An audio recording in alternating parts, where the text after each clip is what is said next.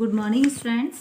हमारा chapter first चल रहा है, उसमें प्रैक्टिस बुक में है ना। अभी हम क्या कर रहे हैं, हमारे चैप्टर सेकंड कंप्लीट हो चुके हैं, लेकिन हम प्रैक्टिस बुक जो हमारी कंप्लीट नहीं हुई थी, तो हम फर्स्ट चैप्टर को कंप्लीट कर रहे हैं।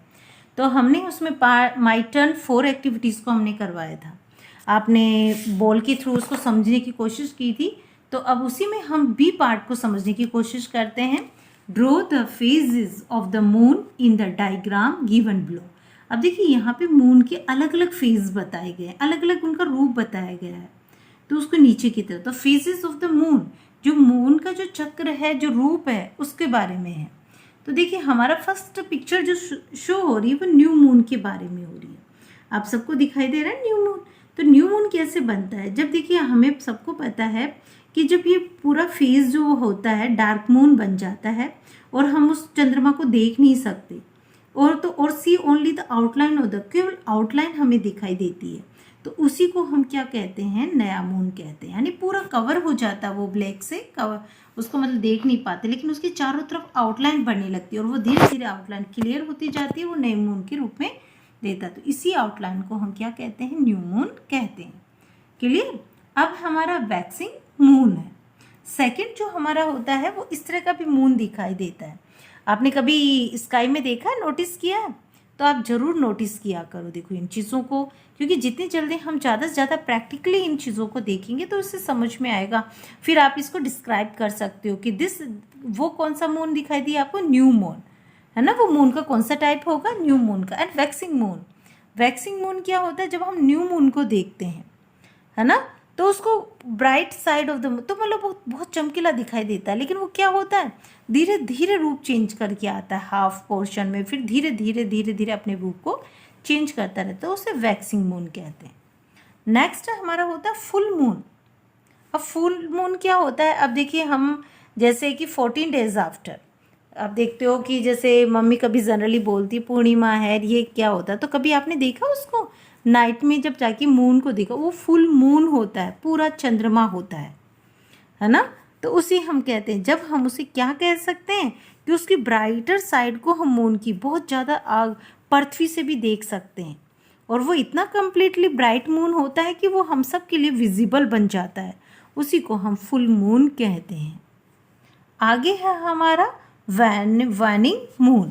अब वैनिंग मून क्या होता है, देखिए वैनिंग मून में भी वही है, ये आफ्टर द फुल मून के बाद होता है। देखिए अभी वैक्सिंग मून की बात की, वो तो न्यू मून के बाद में होता है, और ये जो हमारा वैनिंग मून बनता है वो फुल मून के बाद में बनता है ना। तो इसको हम क्या करते हैं, less and less of the bright side, इसमें हम बहुत कम वो क्या करते हैं, जो चमकीली साइड होती है ना उसको देख पाते हैं। यानी क्या मतलब होता है, ये धीरे धीरे ये पोर्शन जो होता है वो डार्क होता चला जाता है, और हमारे न्यू मून में क्या होता है, धीरे धीरे हमारा मून जो होता है वो ओपन होता चला जाता है, यानी चमकीला ब्राइट साइड होती जाती है उसकी।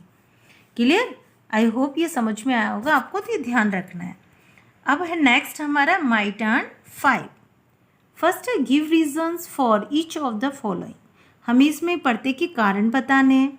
तो फर्स्ट जो है वो है Neptune is a very cold planet. आपको ये बताना है कि नेपच्यून जो होता है एक बहुत ठंडा प्लेनेट है, तो इसका रीज़न क्या हो सकता है, क्यों है, तो आपको बताना है यहाँ पे क्यों है। तो because it is far off from the sun. आप सबको पता है ये सूर्य से बहुत दूर पे होता है। देखिए हमने डायग्राम बना के सोलर सिस्टम को जब हम देखते हैं क्लियरिटी के साथ में, तो हम सबको पता है कि नेपच्यून जो होता है सबसे लास्ट में होता है। लास्ट का मीन क्या होगा कि उसकी सन से जो होती है कि वो बहुत दूरी हो गई कि नहीं हो गई, तो because it is far off from the sun, क्योंकि सन से बहुत दूरी पे होता है। सेकंड है Mercury travels once around the sun in just 88 days while the earth takes 365 days and 6 hours.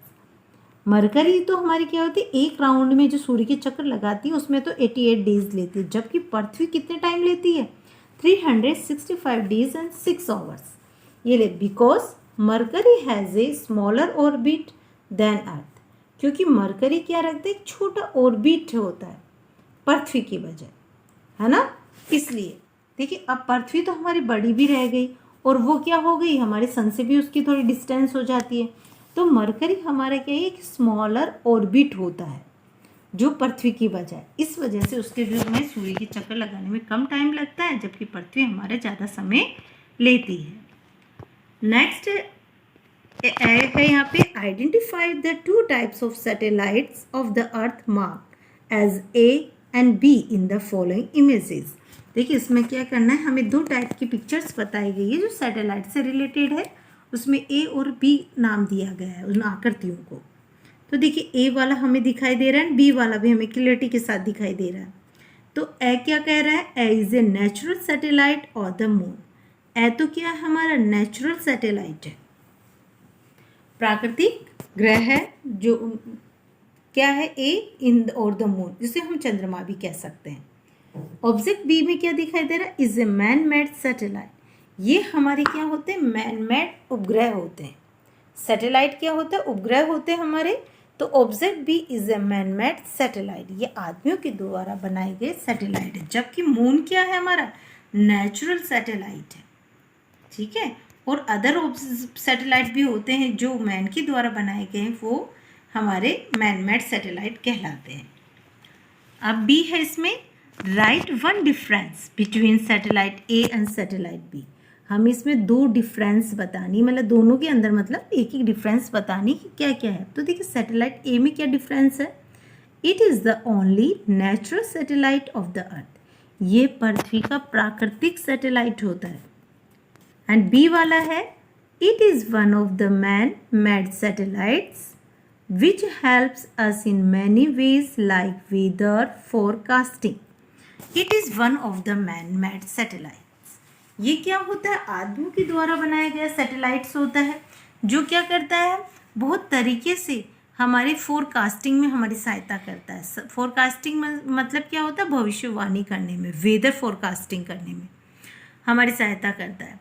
तो समझ गए आप सभी। तो it is one of the man made satellites which helps us in many ways like weather forecasting. Okay, next define the following phases of the moon in your words. अब देखिए following phases दी गए, अभी हमने diagram के through ये समझने की कोशिश की थी, अब डेफिनेशन आ गई यहाँ पे।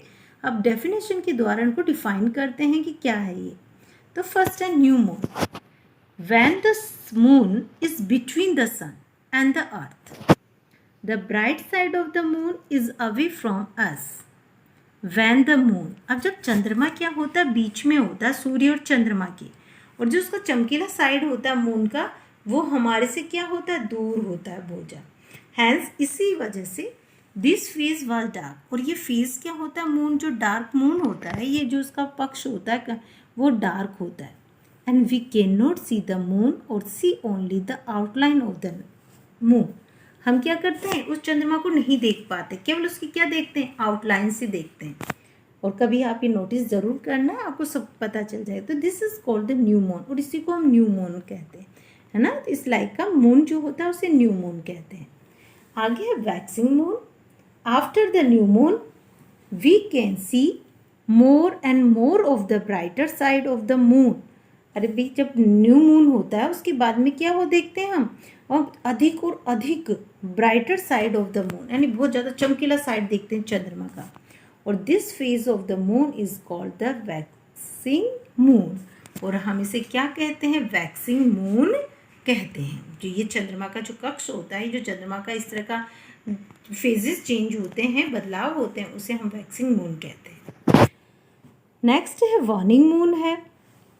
After the full moon, we can see less and less of the bright side of the moon. This is called the waning moon.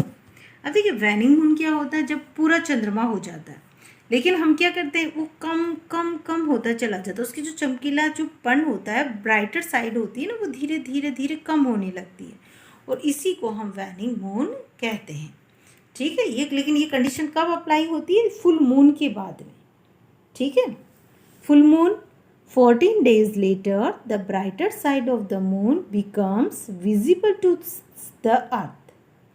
देखिए 14 दिनों के बाद में क्या होता है, जो चमकीला साइड होता है चंद्रमा का, वो बहुत ज़्यादा चमकीला बन जाता है और हमें देखने योग्य बन जाता है, विजिबल होता है, हम पृथ्वी से देख पाते हैं। When the complete brighter moon is visible to us, और जब ये पूरी तरह से चमकीलापन चंद्रमा का छा जाता है तो हम सब उसको बहुत अच्छी तरह से देख लेते हैं। And it is called the full moon, और इस फेज को क्या कहते हैं? फुल मून कहा जाता है। ओके, नेक्स्ट हमारे क्या बचा है? Self check. देखिए अब आपको स्वयं को चेक करना है। ये हमने आज कुछ पॉइंट्स को हम डिस्कस करते हैं। हमने चैप्टर पढ़ा तो हमने इसमें कौन कौन से पॉइंट्स को लिया और आपने क्या क्या समझा। तो देखिए इसमें I understand, I don't understand completely, तो ये आपको खुद को सेल्फ चेक करना है, क्योंकि मुझे लगता है कि हमने सीखने की कोशिश की। तो आई अंडरस्टैंड, इसमें हमारा आंसर क्या निकलेगा? I understand. तो फर्स्ट वाला क्या है? Main features of the stars, the sun, the moon and the planets. देखिए स्टार्स के बारे में हमने इसमें डिस्कस किया, सन के बारे में, मून के बारे में, प्लैनेट, यानी मुख्य फीचर्स बताए, उसके बारे में विशेषताएं बताई हैं। तो आपने समझा नहीं इसको? तो क्या लिखेंगे हम? Yes I understand. ठीक है, नेक्स्ट है identified the planets of the solar system and describe their feature.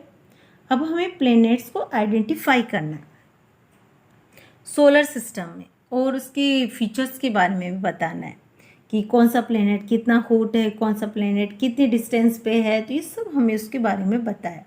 तो ये चैप्टर में हमने रीड किया है, तो आपने समझा कि नहीं समझा? यस यू अंडरस्टैंड, है ना, आप समझते हो इन चीज़ों को। नेक्स्ट है difference between the earth and the moon, और हमने ये भी सीखा इसके अंदर, चैप्टर के अंदर, कि पृथ्वी और चंद्रमा के बीच में क्यों डिफरेंस है, क्या भिन्नता है। नेक्स्ट है फेजेस ऑफ मून, हमने चंद्रमा की आकृतियों के बारे में भी सीखा, जो फेजेस होते हैं, जो चेंज होते हैं, बदलाव होते हैं, उनके बारे में भी ये हमने सीखा। तो यस यू अंडरस्टैंड या यू डोंट अंडरस्टैंड, तो ये आपको करना है खुद को। ठीक है, फेजेस ऑफ मून के बारे में हम रीड कर चुके हैं, यानी कितने प्रकार होते हैं, इसको चेंजेबल होते हैं, ये मून की जो आकृतियाँ होती है वो बार बार बदलती रहती है। Differences and similarities between human made satellites and natural satellite. देखिए भिन्नता होती है इसमें, और हमारे क्या होता है? सिमिलरिटी, इसमें भिन्नता भी होती है और समानता भी होती है। किस किस के बीच में? ह्यूमन सैटेलाइट होते हैं जो मैन, और नेचुरल सैटेलाइट में, इसमें दोनों में डिफरेंस भी है, सिमिलरिटी भी है। तो आपने ये भी सीखा, इस चैप्टर के थ्रू आपने सीखा। तो हम चैप्टर को रीड कर चुके थे, उसमें yes you understand, if you don't understand you से कि I don't completely understand. Okay, यदि आपने नहीं सीख पाए तो आपको ये बताना है। तो ये आपको खुद को यहाँ फिल करनी है, और अब सभी स्टूडेंट्स को अपनी ये प्रैक्टिस बुक को फिल करके रखना है। हम नेक्स्ट टाइम से हम चैप्टर वाइज लेंगे, लेकिन हमने अभी नहीं लिया था। तो ये चैप्टर हमने कंप्लीट किया, फर्स्ट चैप्टर को, और आई होप सबको ढंग से फर्स्ट चैप्टर कंप्लीटली समझ में आया हो, आ गया होगा। अगर नहीं आया तो उसको रीड करिए, अगेन इसको वॉच करते रीड करिए, ताकि कंप्लीटली सारी जो भी आपकी कन्फ्यूज़न है वो कंप्लीटली चेंज हो जाए, बदल जाए। Okay students, and thank you.